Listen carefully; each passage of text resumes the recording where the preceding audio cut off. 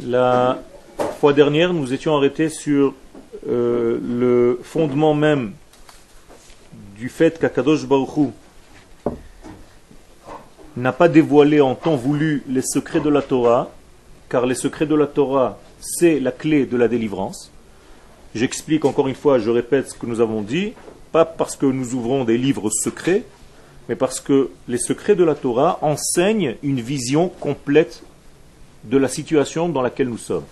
Peu importe quelle situation. Autrement dit, quand je suis dans un degré qui s'appelle exil, tant que je ne vois pas l'image au complet, je suis incapable de sortir de cet exil. Donc la clé de la sortie de mes exils dépend d'une nouvelle vision que je dois avoir, dois posséder par rapport à cet étouffement, à cet exil. Quelqu'un qui est dans le noir ne peut rien comprendre que lui-même et ce qui est proche de lui. C'est-à-dire que la seule existence qui existe pour quelqu'un qui se trouve dans le noir, c'est tout simplement l'existence qu'il touche lui-même, c'est-à-dire son propre corps, et ce qu'il y a autour de lui. Mais ce qui est autour de lui véritablement, il ne le voit pas parce que le noir l'empêche de voir. Et donc il y a un oubli qui s'installe, pas par hasard que le mot noir en hébreu, chosher, c'est les mêmes lettres que shichecha, l'oubli. Ça veut dire que l'homme peut oublier en réalité l'image globale de sa vie parce qu'il est dans un élément de noir, parce qu'il est dans un élément d'angoisse. Donc Akadosh Baruch Hu, pour nous permettre de sortir de n'importe quel exil, bien entendu de la matrice de tous les exils, c'est-à-dire l'Égypte, c'est un modèle. Ne prenez pas l'Égypte comme un exil qui est passé, c'est le modèle de tous nos exils. Et la sortie d'Égypte, c'est le modèle de toutes nos délivrances. Donc, en étudiant la sortie d'Égypte, j'étudie en fait toutes mes sorties, jusqu'à la fin des temps. En comprenant le sujet de la sortie d'Égypte, je peux sortir de tous mes problèmes dans la vie. Donc c'est un élément très important, c'est une étude primordiale, maîtresse. Et si je ne comprends pas l'exil d'Égypte et comment en sortir, eh bien, tous les exils qui vont apparaître dans la vie, chas v'shalom, je ne veux pas comprendre, parce que je n'ai pas pris un message de cette sortie, je n'ai pas pris une leçon de cet exil. C'est ce que la Torah nous dit. Après la sortie d'Égypte, vous sortirez avec un gain, avec un profit. Qu'est-ce qu'on a profité? Qu'est-ce qui a profité d'un exil? Eh bien, de savoir ne plus rentrer, tomber dans un exil, et si par malheur on est encore tombé dans un exil, savoir comment sortir. En utilisant la méthode qui m'a permis de sortir d'exil la première fois, c'est-à-dire de l'Égypte. Qu'est-ce qui s'est passé? En exil, en fait, nous avons terminé en disant que Moshe Rabbeinu avait la bouche lourde. C'est le phénomène qui se passe chez quelqu'un qui est dans un état de déprime. Quelqu'un qui est déprimé, quelqu'un qui n'est pas bien dans sa peau, quelqu'un qui est en exil, a la bouche lourde, sa bouche se paralyse. Il n'arrive pas à ouvrir la bouche et à s'exprimer. Donc, chacun de nous, dans sa vie, lorsqu'il a eu une peine, il sait de quoi je parle. La bouche se coince, on n'arrive plus à ouvrir la bouche, et donc la parole ne sort pas d'une manière cohérente. Donc il faut faire un tipoul, il faut gérer ce degré-là, pour réapprendre à parler normalement, revenir à une sérénité, à un équilibre. Un tipoul, c'est un soin. Okay? Et c'est exactement ce qui s'est passé. Moshe Rabbeinu, lorsqu'Akadosh Baruch Hu lui dit « Tu vas faire sortir les enfants d'Israël d'Égypte », Moshe lui dit à Akadosh Baruch Hu « Je ne peux pas parler, ma bouche est paralysée ». Qu'est-ce que ça veut dire que Moshe dit « Ma bouche est paralysée » Ça veut dire que je n'arrive pas à exprimer en fait ce que je ressens à l'intérieur. Et quelqu'un qui n'arrive pas à ouvrir et à exprimer ce qu'il a à l'intérieur, en réalité il reste en exil.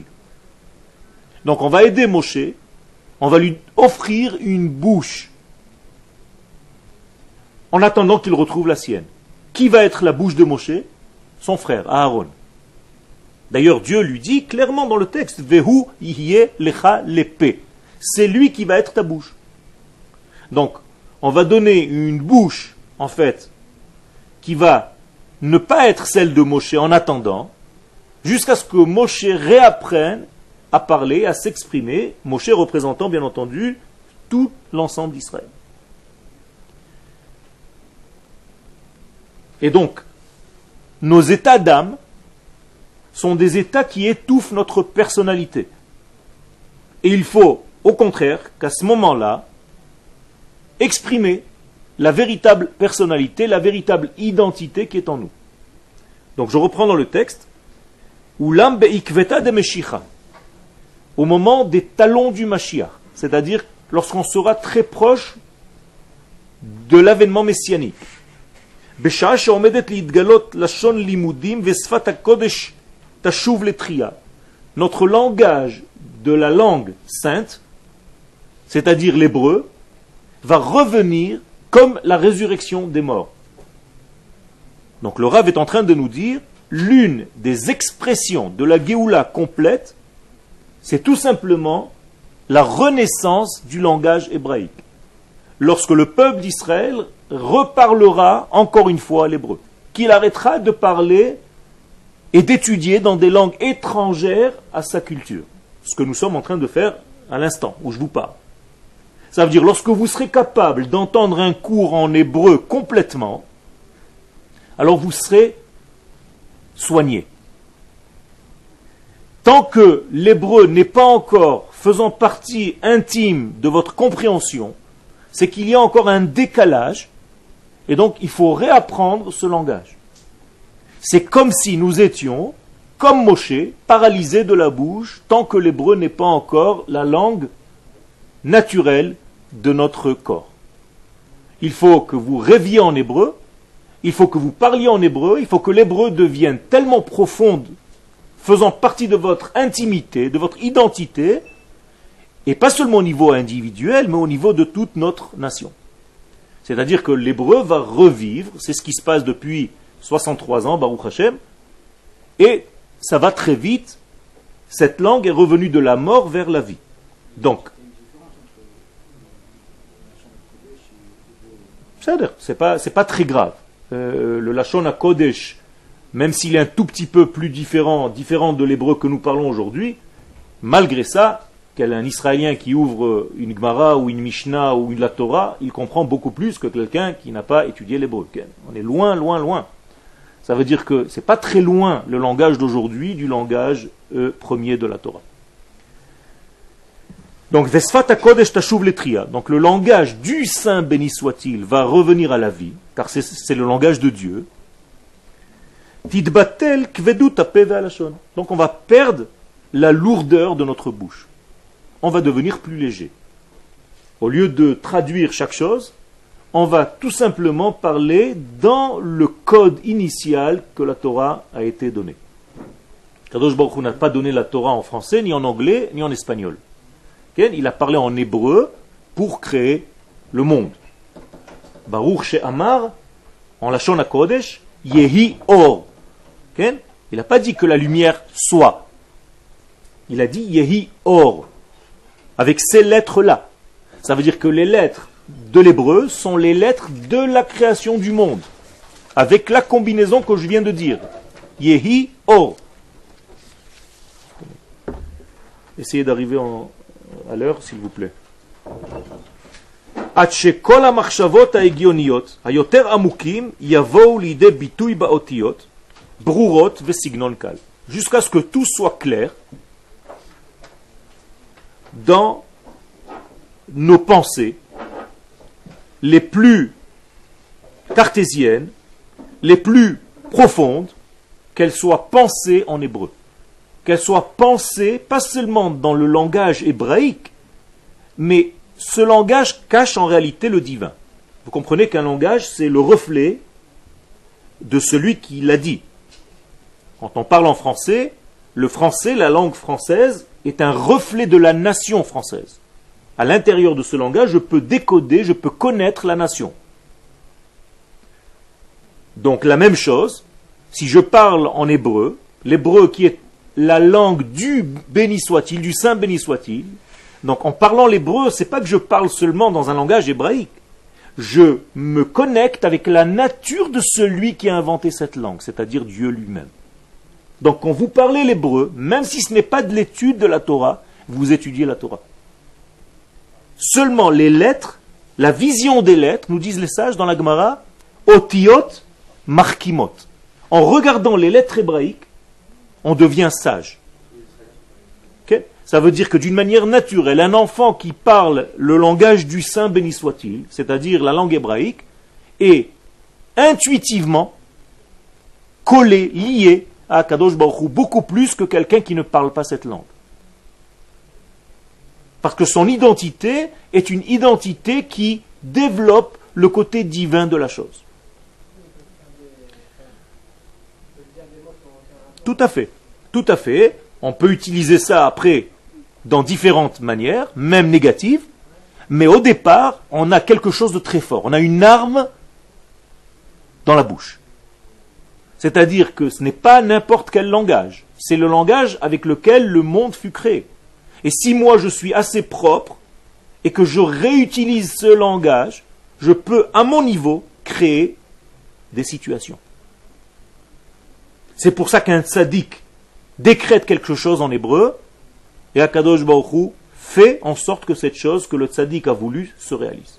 Tzaddik gozer v'Akadosh Baruch Hu mekayem. Comment est-ce que le tzaddik est arrivé à cette force-là? D'abord parce que c'est un tzaddik. Deuxièmement, parce qu'il utilise le langage même de la création. Quel? C'est pas le même niveau. C'est pour ça que les grands tzadikim gardent le langage hébraïque pour l'étude de la Torah. Et tout le langage de la rue pour tous les autres langages. C'est pas la même force. D'accord? C'est pour ça que lorsque tu fais une tfila, il faut que tu la fasses dans la langue.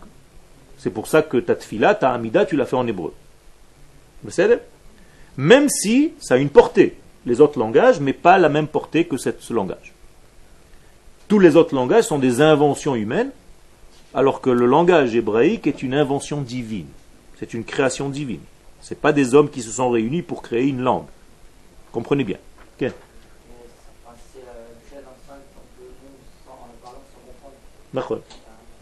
C'est ce que j'ai dit tout à l'heure. Naturellement, quelqu'un qui parle cette langue hébraïque, qu'elle se trouve collé, lié au Kodesh malgré lui.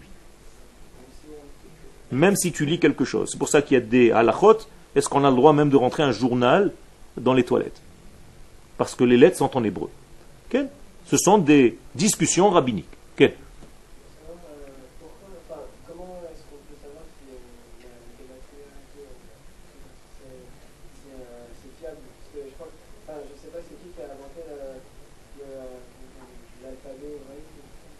L'alphabet hébraïque, c'est une invention divine, c'est une création divine. Et donc, chaque lettre a un poids. Okay. Bevadai. C'est ça, toute la Torah. Toute la Torah, c'est des lettres. C'est des combinaisons de lettres. Avec des combinaisons de lettres, je fais tout. La Torah qui a été donnée au Mont Sinaï, les 10 paroles, sont des combinaisons de lettres. Okay. Ça, c'est tout le secret de la langue. C'est là tout le secret de la langue. C'est-à-dire, en disant, par exemple, oneg, en hébreu, tu vas dire une délectation, et en inversant oneg, avec les mêmes lettres, nega, tu vas dire une plaie. Alors, ou délectation, ou plaie. C'est toi qui vas choisir la combinaison, en réalité, qui va tout transformer. D'accord.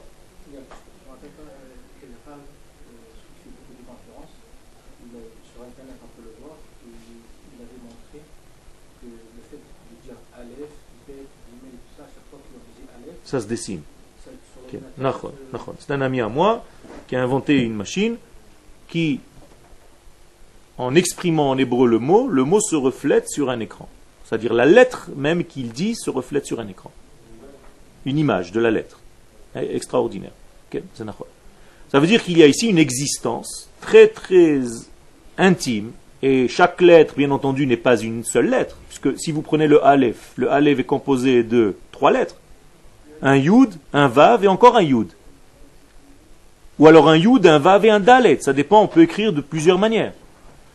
Donc, ça vous change complètement. Et le Yud, quand je le développe encore une fois, donc chaque lettre, j'ai toutes les lettres de l'alphabet.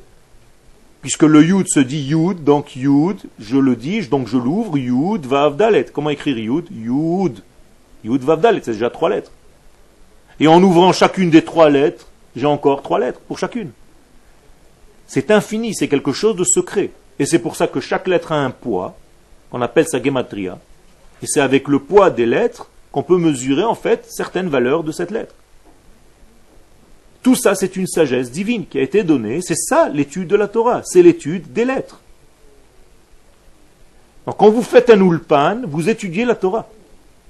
Mais Hachem, il n'a pas donné l'alphabet.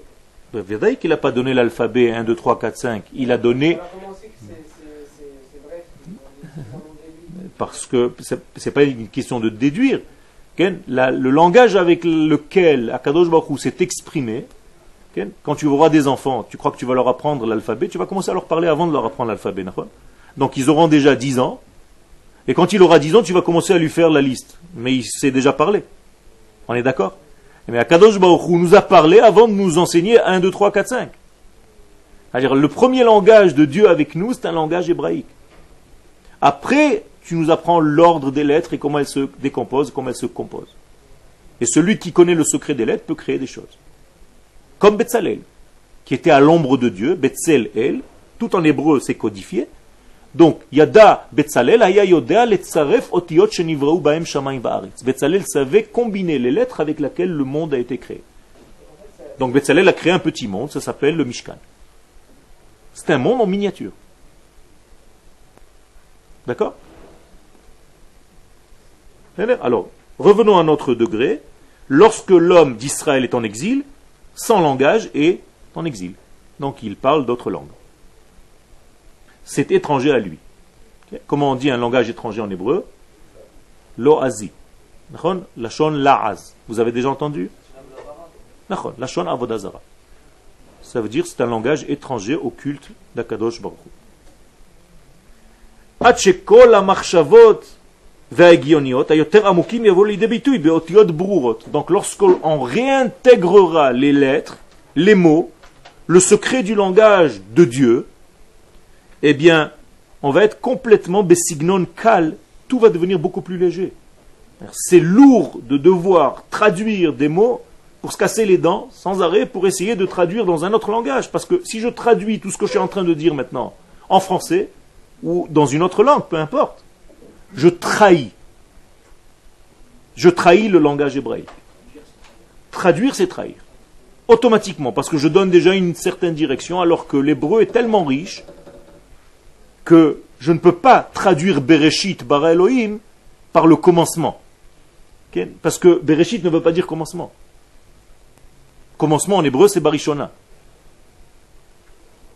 Alors, vous voyez que tout est erroné, et c'est très difficile d'étudier la Torah dans un autre langage que le langage initial.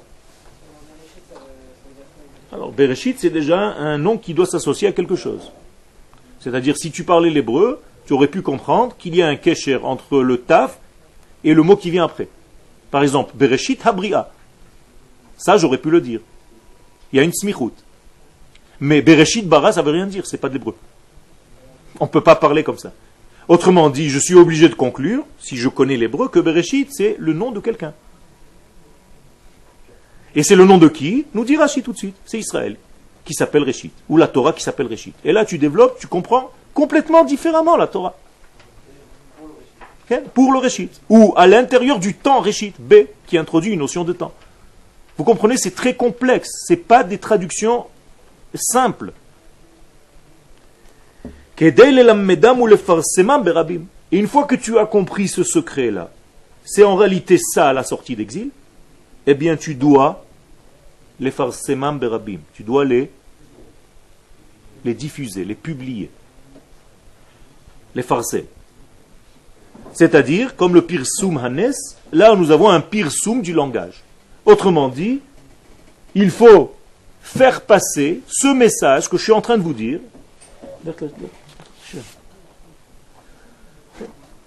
Une feuille,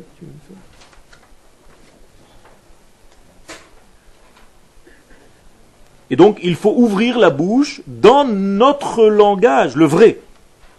Mais lorsque tu sais être précis dans ton langage, tu commences à devenir un sage. L'une des choses que j'apprends de mes maîtres, et je suis encore un jeune élève, c'est la précision des mots. Chaque mot est précis. On ne peut pas dire quelque chose pour dire autre chose. Il faut que les mots soient précis et il faut que tu fasses très attention aux mots que tu dis. Et en hébreu, c'est extraordinaire parce que chaque mot, il a un degré. Et c'est pour ça qu'on s'arrête à des petits détails dans les mots. Pourquoi il a dit comme ça et pas comme ça? Et si le Rav voulait dire, vous savez, comme un roman, c'est pas ça la Torah. C'est pas comme ça qu'on peut étudier la Torah. Tu peux pas prendre une Gemara et la citer complètement à l'envers, comme malheureusement dans beaucoup de shiurim. On prend une Gemara, on ne cite pas les vrais mots de la Gemara et on tire des conclusions. Tu ne peux pas faire ça. Si les sages ont choisi parmi des milliers de mots ces mots-là, c'est qu'ils avaient une raison précise. Et donc tu dois respecter ces mots précis, ces lettres précises, et c'est avec ces lettres-là que tu dois comprendre le message que les sages voulaient passer. Et ça, c'est les sages. Et la Torah, encore plus. Si la Torah n'a pas mis un vav ici et a mis un yud ici, ou alors un mot manquant, c'est pas par hasard. La Torah est très radine au niveau des mots. Elle ne met pas des mots n'importe quoi. C'est pas pour faire beau. On n'est pas là pour faire de la tapisserie. Chaque mot de la Torah est très précis. Il est mesuré. Et il a un poids. Et il a une mesure. Et donc si tu ne sais pas faire ces mesures, tu fais n'importe quoi. Donc la première étude de ce que c'est l'exil de la parole. Quelqu'un qui ne connaît pas le langage hébraïque se trouve en exil. Et lorsqu'il réapprend ce langage, il sort de l'exil en Géoula. C'est ça la Géoula, c'est Géoulat Hadibur. C'est la rédemption de la parole hébraïque.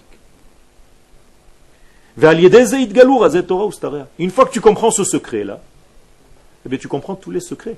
Parce que les lettres elles-mêmes sont des secrets, elles te révèlent des secrets. Et donc lorsque tu rentres dans le secret des mots, tu rentres dans l'enveloppe.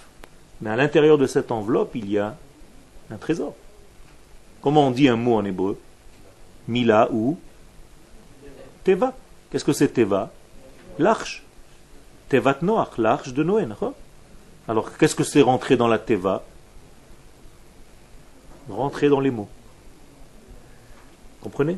Ça veut dire comment on peut être sauvé du déluge. Qu'est-ce que Noach fait pour être sauvé du déluge? Il rentre dans les mots. Ça veut dire rentrer dans le secret des mots, et c'est ça ton arche de Noé qui va te sauver de toute la destruction. Rentrer dans le secret, c'est-à-dire étudier la Torah dans son sens profond. Rentrer dans le secret du mot, c'est comme si tu rentrais dans l'arche. Tout à fait, le sod de la lettre, le sod du mot. Ça veut dire que quand je te dis quelque chose en hébreu, eh bien, tu dois rentrer dans le secret des lettres qui composent le mot que je t'ai dit, et tu vas comprendre qu'à l'intérieur de ce mot se trouve, en réalité, toute ta délivrance.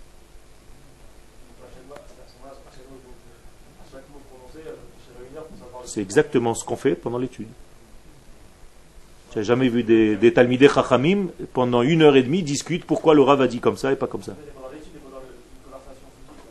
Et justement, plus tu grandis au niveau, moins tu as de conversations futiles. Et plus tes mots sont mesurés. Ça veut dire que les mots futiles, entre guillemets, lorsque Moshe Rabbeinu buvait le café avec son voisin, c'était déjà des secrets. C'est ce que nous disent nos sages. Les blagues des Chachamim, pour nous, c'est déjà de l'étude. Quand tu entends deux grands rabbanim blaguer entre eux, il y a des secrets qui se cachent à l'intérieur de leurs blagues. Alors que nous, quand on raconte des blagues, c'est pour raconter une blague. Okay? Chacun son niveau. Donc, Razei Torah, donc les secrets de la Torah, Raz. Quelle est la valeur numérique, par exemple, du mot Raz? 207. Resh Zain. C'est la même valeur numérique que la lumière. Or. C'est-à-dire le secret et la lumière, c'est pareil. Donc, pour rentrer dans le secret, il faut rentrer dans la lumière, donc sortir du noir. Celui qui se trouve encore dans le noir, il est mort. Quelle est la plaie dernière, les dernières plaies d'Égypte? Les trois dernières plaies qu'on vient de lire ce Shabbat, c'est quoi? Arbe, Choshech et Bechorot. Vous voyez un point commun entre ces trois plaies? Elles sont toutes dans le noir. Arbe a marqué que la terre était tellement remplie de sauterelles qu'il faisait nuit, on ne voyait plus rien. L'œil de la terre était caché. La plaie qui venait après, c'est la plaie des ténèbres. Là, c'est sûr, il y a marqué Choshech. Et la plaie des premiers-nés qui était au milieu de la nuit, Vayehi Bachatzi Alayla, donc noir. Donc il y a un point commun entre les trois dernières plaies, le noir. Alors je vous pose une question très simple. On va vers le noir ou on va vers la sortie d'Égypte qui est la délivrance? On va vers la sortie d'Égypte. Alors comment ça se fait qu'en allant vers la sortie d'Égypte, on se retrouve avec du noir et du noir et du noir? C'est pas seulement pour les Égyptiens. Il y a beaucoup de gens qui sont morts là-dedans. 80% sont morts dans ce noir. Seulement celui qui a gardé le nom de Ben Israël, il voyait la lumière. Mais 80% n'ont rien vu, ils sont morts là-dedans. Et Rashi ramène là-bas que les Réchaïm sont morts là-dedans, ceux qui ne voulaient pas sortir. Ça veut dire quoi? Ça veut dire que quand on va vers la Géoula, il est possible qu'on voit paradoxalement du noir, alors qu'on va vers la lumière. Vous comprenez? Et c'est là où il ne faut pas tomber dans le désespoir. Tu te dis, mais attends, on m'a tous dit qu'on allait vers la Géoula, que le Mashiach est très proche. Et pourtant, je vois de la panique partout. Alors qu'est-ce que tu dois apprendre? Oui, mais en Égypte, c'était pareil. Et pourtant, on allait vers la Géoula. Ne te fie pas aux apparences. Et si tu tombes dans ce degré de noir, je traduis avec des mots d'aujourd'hui, dans cette déprime, dans cette dépression, tu ne comprends pas les messages, mais chas v'shalom, tu vas du noir dans un autre noir, et dans un autre noir, tu broies du noir. Alors que nous, on doit revenir vers la lumière. Ou les chol bene Israël, haya or. Seulement ceux qui ont gardé leur identité, qui s'appelait Béné Israël, eux, avaient la lumière. Donc le secret. Même valeur numérique. Donc il faut s'organiser. Organisation. C'est quand tu mets de la lumière dans ta vie que tout s'organise. Vous avez compris? Organiser vient de l'hébreu. C'est mettre de la lumière dans ta panique.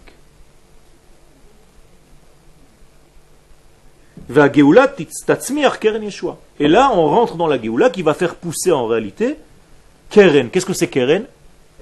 Un rayon de Yeshua. Qu'est-ce que c'est Yeshua? La délivrance. Alors, qu'est-ce que c'est Géoula? Dévoilement. Alors, deux fois Géoula, Yeshua. Ça lui chante comme ça, un coup il met Géoula, un coup Yeshua. Géoula c'est la sortie, Yeshua c'est en Israël. Où c'est marqué ça?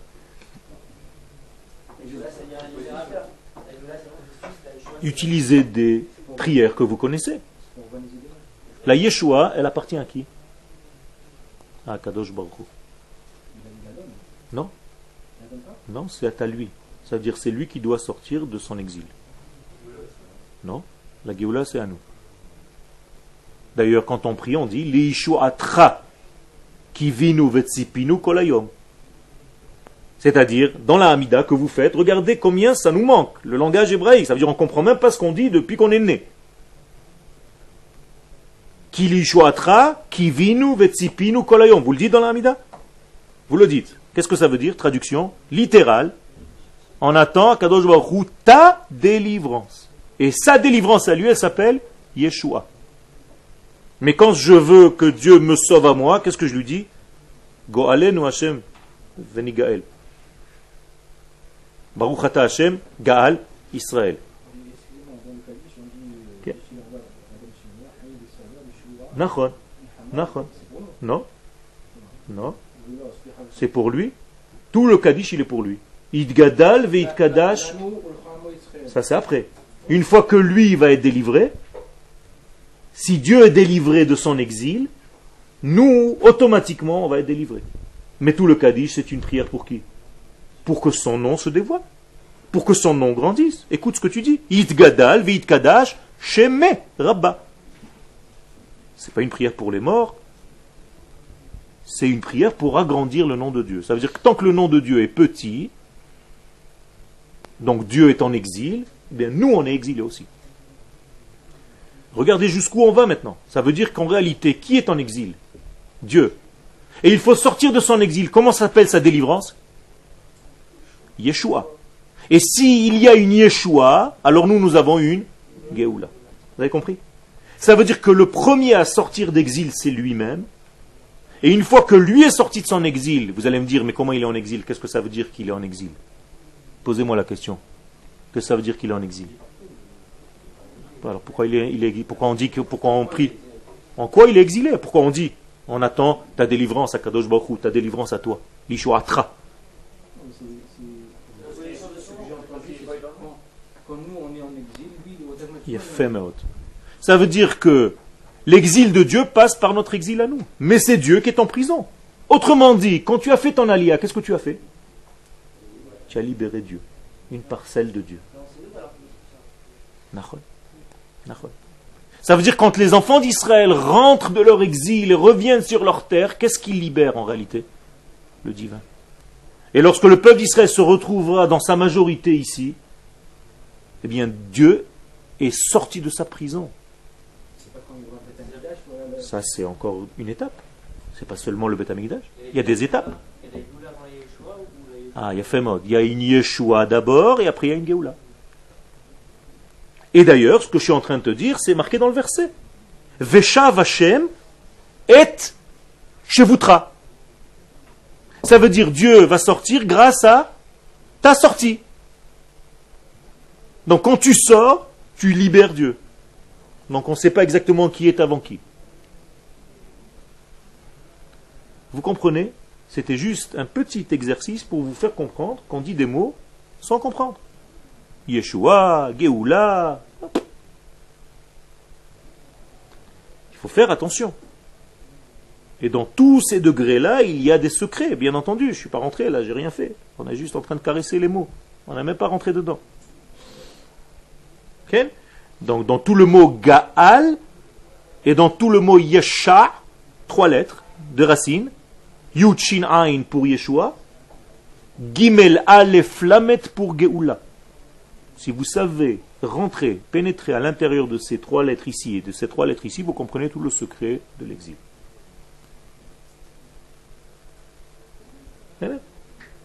Car dans le dévoilement, dans le mot Géoula, il y a le mot dévoiler, Gal. Gal veut dire en hébreu dévoiler. Gal Aleph, dévoiler l'unité. Géoula, Goel, c'est les lettres de Gal Aleph, dévoiler l'unité. C'est pas par hasard que Rabbi Shimon Bar Yochai a décidé de quitter ce monde à Lag Baomer. Lag, c'est Gal codifié. C'est-à-dire Rabbi Shimon Bar Yochai nous a dévoilé ce qui se passe à ce moment-là. Et son histoire se trouve à la page Lag, dans l'Agmara, 33, de Shabbat. Parce que lui-même est un degré de Shabbat au niveau des hommes. Comprenez, tout est codé. C'est comme ça que vous pouvez aussi retenir une page de l'Agmara. Ce n'est pas des robots. Sinon, jamais vous allez retenir quoi que ce soit. Parce que vous étudiez comme un perroquet qui répète des choses. Mais si vous comprenez, vous assimilez ce qu'il y a à l'intérieur, vous avez des moyens mémotechniques pour vous rappeler exactement où c'est marqué. Parce que ça fait partie du thème que vous développez. Donc vous savez relier les choses. On passe à la partie du milieu. Keshem she galui, shemo itbarach, gilui shemo itbarach, yeh beikar le'atid. Nous savons que l'essentiel du dévoilement du nom d'Hachem, du nom, écoutez bien, ça veut dire que le nom d'Hachem, on est en train de parler de notre sujet. Qu'est-ce que ça veut dire que Dieu va se dévoiler? Que son nom va se dévoiler. Ah, il a fait mot. De quel nom nous parlons? Qu'est-ce que c'est son Shem? Et qui c'est lui alors? Vous comprenez? Là, on fait une différence entre lui et son nom. Pas pareil. Par exemple, quand vous dites Chilul Hashem, comment vous écrivez Hashem? Et pourquoi pas He avec un petit truc? Ils comprennent aussi, mais c'est faux. Vous aviez raison. C'est He Shin Mem. Parce qu'on ne peut pas profaner Dieu, mais on peut profaner son nom. Vous voyez les différenciations? C'est des nuances très, très importantes. Profaner Dieu, ça n'existe pas. Profaner le nom de Dieu, ça existe. Donc qu'est-ce que c'est le nom de quelqu'un? Son dévoilement, son identité, mais lorsqu'il s'exprime aux autres. Enfin, moi, je n'ai pas besoin, par exemple, de mon prénom. Vous êtes d'accord avec moi? Mais quelqu'un qui veut m'appeler, il l'utilise. Mais si je me réveille tous les matins et je me mets en face du miroir et je me dis, Yoël, là, ça va pas aujourd'hui, il faut que tu fasses... Je suis un petit peu... Il faut m'enfermer. Moi, je n'ai pas besoin de mon prénom. Mais vous avez besoin parce que vous m'appelez. Donc Akadosh Baruch Hu, lui, en réalité, n'a pas besoin de son prénom. Donc c'est un moyen pour nous, pour le contacter. Vous comprenez?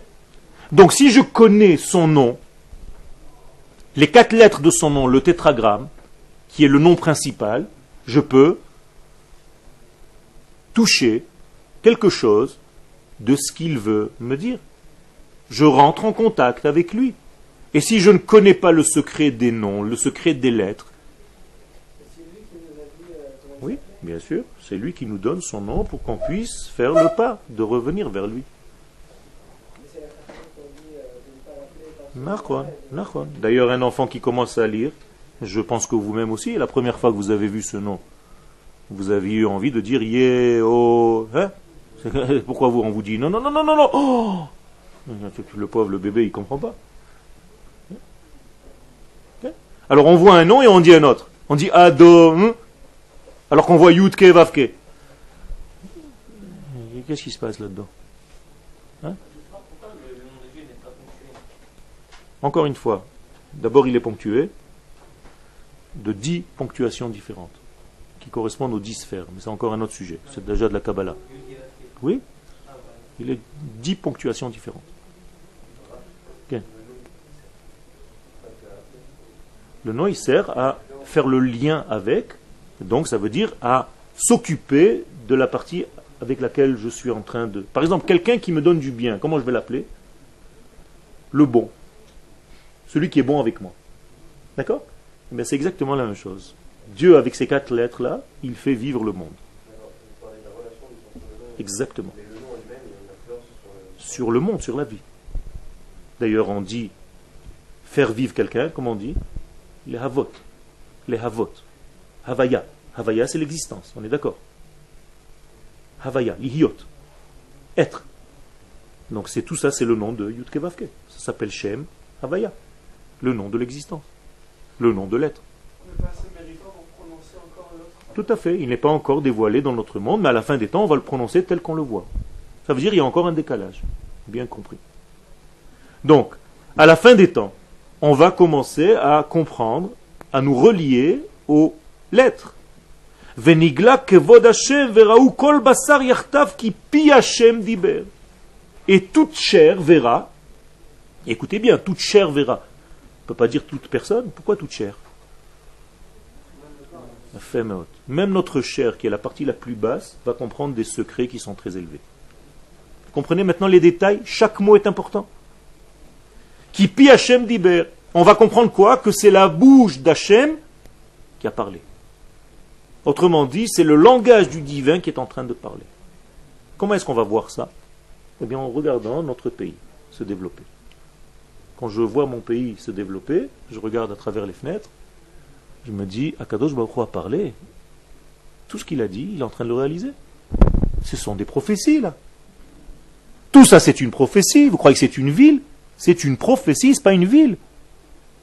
Elle est en forme de ville aujourd'hui, mais c'est une prophétie qui est marquée dans la Torah. Je reviendrai, je construirai Jérusalem. Voilà, ça se réalise. Donc c'est une parole divine qui est en train de se réaliser. Ça veut dire on va comprendre de plus en plus comment Dieu parle, même si on n'entend pas des mots. Parler, c'est pas seulement ouvrir la bouche, c'est être, faire, vivre. Si je veux éduquer mes enfants, j'ai besoin de faire des réunions de famille à chaque instant. À partir d'aujourd'hui, okay, on est tous 1, 2, 3, toi tu te lèves à 8 heures, toi c'est pas ça. Les enfants doivent me voir être. C'est tout. Voilà la vraie éducation. Il me voit à quelle heure je me lève le matin. Il me voit faire ma tfila. Il me voit aller au mikvé. Je dis rien. Rien. Je ne suis pas en train de vous raconter des salades. C'est ce que je fais avec mes enfants. Je ne dis rien. Ni pourquoi tu n'es pas venu à la tfila, ni est-ce que tu es venu, et rien du tout. Rien. Moi, je vais. Et lorsqu'ils grandiront, ils se rappelleront que papa se levait à telle heure le matin, allait à telle heure à la tfila, étudier la Torah. C'est un exemple vivant. Pas besoin de dire. Ken gam erkam shel Israël yitgale rak le'atid. De la même manière que Akadosh Baruch Hu va se dévoiler à la fin des temps, eh bien la valeur d'Israël, en même temps, puisque notre Géoula et la sienne sont liées, vous l'avez compris tout à l'heure, nous aussi nous allons grandir, et les gens, les nations du monde, vont découvrir qui est Israël véritable. Mais seulement ça va se faire rien qu'à la fin des temps. Pour l'instant, on intéresse tout le monde, on parle que de nous dans les informations dans le monde entier, mais ils ne comprennent pas encore de quelle matière nous sommes fabriqués. On interpelle. Tout simplement en étant là. De plus en plus de juifs ici, et de plus en plus de sérénité, de contrôle de soi, d'équilibre, pas des fous, des gens équilibrés, comme vous êtes en train de vous développer ici, Baruch Hashem, et vous allez devenir des hommes qui savent lier le Kodesh et le Chol, avoir un métier, être des ingénieurs, être des bons soldats, être de bons pères de famille, avoir un travail équilibré, et en même temps, faire tout ça pour le Kodesh, pour dévoiler le nom de Dieu d'une manière cohérente, claire, pure, propre, avec un langage qui soit adéquat, avec une mesure de morale dans le monde. Lorsque les nations du monde verront un peuple moral, ils comprendront qu'il y a quelque chose de différent qui se passe ici. C'est un peuple qui sans arrêt s'interpelle, se juge lui-même, regarde s'il n'a pas fait des fautes. Comme à l'armée. Chaque fois qu'on fait un petit truc, on est en train de fouiller à l'intérieur de nous-mêmes si nous sommes véritablement moraux. Okay? Ça veut dire qu'on est en train de faire un véritable travail. Et toutes les choses négatives qui se montent à la surface, alors vous pouvez le voir comme des choses négatives, ou alors qu'on s'occupe des vrais problèmes, donc on sort tout ce qui est mauvais. Ça aussi c'est possible de voir. Donc n'allez pas seulement dans la partie négative, regardez tout ce qui se passe, celui-là il a violé un tel, l'autre il a fait ci. Au contraire, on ne laisse rien du tout sous le tapis, on fait tout sortir. Ça veut dire que tout devient de plus en plus transparent. Donc on va vers la bonification de nous-mêmes, de notre civilisation, de notre culture, de notre société. Donc nous avons été éteints pendant 2000 ans, pendant tout l'exil. Okay? Tout était caché. Mais כמו שכל גדול, כן? כמו שכל גדול חיטה וצמח, בא רק אחרי העלם הזריע בבטן האדמה. Il dit, donne l'exemple au Rav ici d'un grain de blé. Pour qu'il devienne une germe de blé, il faut d'abord la mettre dans la terre. Donc la première partie, c'est disparition dans le ventre de la terre. Celui qui n'a pas de patience, qu'est-ce qu'il se dit? Le grain de blé a disparu. Tu m'as pris pour un idiot. J'ai acheté plein de grains de blé, j'ai payé très cher, je les ai jetés par terre, il a plu, on ne voit plus rien.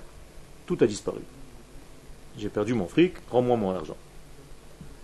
Et celui qui est intelligent, il lui dit, c'est un processus, attends. Arrose, mets de la lumière, et tu verras un champ de blé qui va pousser dans quelques temps. C'est vrai ou c'est faux? C'est comme ça dans la nature? C'est la même chose. Et celui qui n'a pas de patience et qui veut fouiller dans la terre, c'est véritablement un grain de blé, même le grain de blé qu'il a semé, qu'est-ce qui se passe? Il se décompose au premier degré, avant de se recomposer. Donc la personne qui n'a pas de patience et qui n'a pas une vision des choses, c'est toujours dans la déprime, toujours dans la mélancolie, toujours dans la tristesse, toujours dans le mal, dans le négatif. Attends. Il y a des périodes dans la vie où les choses se dégradent pour repousser. Et même si tu as passé quelque chose de dur dans ta vie, tu as l'impression que maintenant tout se dégrade, c'est pour repousser. Mais toi, tu dois faire une seule chose, penser à repousser. Arrête de penser à ce qui s'est passé. Stop! Maintenant, on avance. Si tu n'as pas la capacité de faire ça, tu vas rester toujours coincé dans le passé. Je vous ai déjà dit comment ça s'appelle en hébreu, être coincé dans le passé. Comment on dit le passé en hébreu? Avar. Donc celui qui est coincé dans le passé, il s'appelle avarian. Qu'est-ce qu'un avarian en hébreu? Un fauteur. Donc être fauteur en hébreu, c'est rester coincé dans le passé. Et celui qui veut réussir sa vie doit voir en avant. Veyesh lekol davar zman katsuv. Et chaque chose dans ce monde, elle a un temps bien précis qu'Akadosh Baruch Hu lui a donné. Une femme affolée cette semaine, toute la semaine dernière, je reçois des centaines de SMS et des machins et des mails. Ma fille est à l'hôpital, est-ce qu'on doit vite lui faire le truc pour faire sortir le bébé, on n'en peut plus, tatati, tatata. Je lui ai répondu exactement ça. Je lui ai dit, chaque chose a un temps. Kadosh Baruch Hu connaît le temps de cette neshama, laissez-la sortir tranquillement. Bon, Hachem, elle est née tranquillement. Pourquoi tu veux accélérer les processus? Si tu veux accélérer certains processus, tu fais n'importe quoi. Des savants, aujourd'hui, ont voulu accélérer le processus de développement d'un papillon. À la place d'un papillon, ils sont sortis des monstres. Le papillon, ça lui prend du temps pour grandir, pour se développer. C'est un cocon qui se décompose, qui se recompose, qui se décompose, qui se recompose. Tu veux accélérer? Ça ne marche pas. Tout ce que vous voulez accélérer dans votre vie, ça s'appelle une route courte, mais très longue. Vous croyez que c'est court au départ. Vous voulez faire des raccourcis. Vous savez comment on dit un raccourci en français? Un court-circuit. Et vous savez aussi ce que c'est un court-circuit? Quand vous brûlez. Un circuit trop court. Alors écoutez ce que les sages qui ont de l'expérience, qui ont la chokhma de la Torah vous disent. Mais si vous ne faites qu'à votre tête, eh bien vous tournez en rond, vous croyez vous gagnez du temps, mais vous gagnez rien du tout, vous perdez du temps. Donc chaque chose a un temps. Il y a un temps qui est caché de la même chose. Laisse-la se développer dans le ventre. Un bébé, avant de sortir ici, il est 9 mois dans le ventre de sa mère. Pourquoi? Pourquoi faire? On ouvre le ventre, on le sort et c'est tout. Non. Il y a un temps où les choses doivent être cachées. Ainsi dit le Rav, les choses spirituelles qui sont très fines. Il faut leur donner le temps. Avant chaque dévoilement, il y a une disparition. Donc, avant la grande lumière de la Géoula, il y avait 3 plaies de noir. Vous comprenez maintenant pourquoi il y a cet ordre dans le monde? Et chaque fois que tu vas grandir, alors apparemment, avant, tu auras un petit problème qui va soi-disant t'éteindre. Mais en réalité, il faut que tu fasses attention. Voilà, tu es en train d'écouter un cours maintenant. C'est pas que tu es en train de tomber. C'est qu'Akadosh Baruch Hu t'a fait passer par un degré. C'est une mini-extinction pour grandir. Vous-même, quand vous voulez sauter, vous avez fait du basket? Du saut en longueur? Du saut en hauteur? Qu'est-ce que vous faites quand vous voulez sauter? Et qu'est-ce que vous faites quand vous prenez l'élan? Non seulement vous reculez, mais vous descendez. Alors, je ne comprends pas. Tu veux monter ou tu veux descendre? Le type qui ne comprend pas, qu'est-ce qu'il te dit? Maintenant, tu veux sauter, alors pourquoi tu te baisses? Pourquoi tu te plies? Je me plie parce que je veux prendre l'élan pour me déplier. Ah, c'est ça le secret du monde. Eh oui. Et si tu ne sais pas ça, et tu veux sauter tout droit comme un robot, tu fais 2 mm de haut. Tu ne peux pas sauter. Vous comprenez le secret? Et pour respirer, qu'est-ce que vous devez faire? Expirer. C'est bizarre, non? J'ai envie de respirer.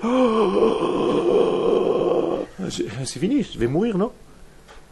Pourquoi j'ai besoin d'expirer pour respirer? C'est pas logique. Je vais écouter quelque chose. J'ai un son qui rentre dans l'oreille. Pourquoi au bout de l'oreille, à l'intérieur, j'ai un tympan qui dit au son, stop?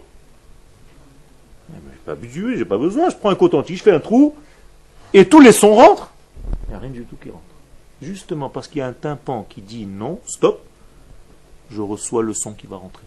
Regardez le secret de Dieu dans ce monde. Tout a besoin d'un écran pour se dévoiler. Vous voulez projeter un film. Si vous n'avez pas d'écran, le film, il va se projeter où? Nulle part. Vous comprenez le paradoxe de cette vie? Donc à chaque fois que vous croyez que vous êtes en train de tomber, c'est en réalité comme si vous êtes en train de vous plier pour sauter plus haut. Donc ne vous angoissez pas, au contraire, soyez heureux. Et plus ton dévoilement va être grand, plus la partie d'avant, elle est extinction totale des lumières, l'angoisse. En Israël, il y avait des stores un peu spéciaux, un système israélien. Vous connaissez les stores israéliens? Quand vous voulez ouvrir tous les stores, vous devez fermer tous les petits. Vous connaissez ce système? Vous avez des petits stores comme ça, qui se déplient avec des petits machins. Et quand vous voulez ouvrir la grande fenêtre, il faut fermer tous les stores. Imaginez-vous quelqu'un qui ne connaît pas ce secret. Il dit, est-ce que tu peux m'ouvrir la grande fenêtre? J'ai besoin de respirer. Il dit, 5 secondes. Il commence à fermer tous les stores. Et à un moment donné, dans la chambre, il fait nuit totale. Et le mec, il dit, mais attends, je t'ai demandé d'ouvrir, pourquoi tu me mets dans le noir? Mais attends, c'est le passage obligatoire. Maintenant, je vais pousser tout le triste, et la lumière va rentrer. Vous comprenez comment ça se passe dans notre vie? Alors maintenant, la parabole, tout ce que je viens de vous dire, les stores, les machins, les écrans, tout ça, on va le traduire avec un autre mot. Nos angoisses, nos chutes, nos défaites.